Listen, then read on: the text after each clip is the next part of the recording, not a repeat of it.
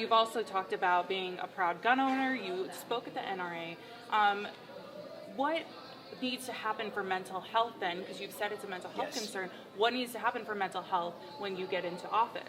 I think we need to address the mental health epidemic starting in kids. That's a big part of where my social media platform comes in. You don't hear that from either party right now.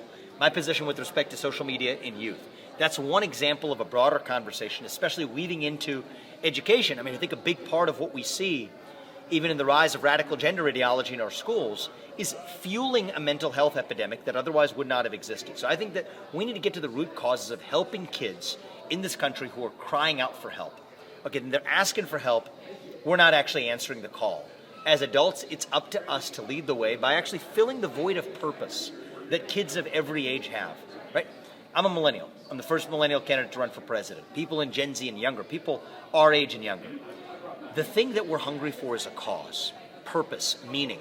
At a moment when we've lost faith, family, hard work, country, belief in being a citizen of this country.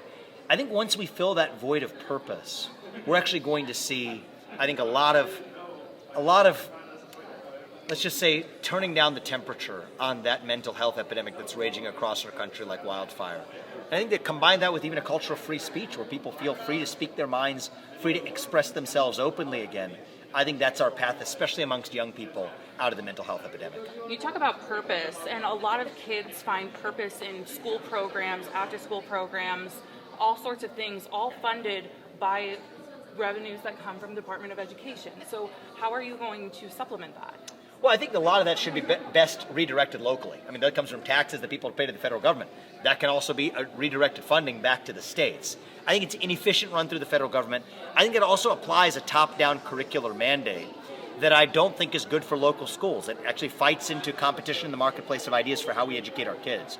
So, actually, it surprises people too. It's only less than 10% of the budget that's actually funded for most public schools by money that comes from the federal government, but they use that as a cudgel, as a sort of handcuff that gets those schools to have to adopt these toxic ideologies. I think to the contrary, if we use that to help bolster otherwise underfunded or potentially underfunded school choice programs, that's going to be a much better use of the money to actually educate the next generation of Americans.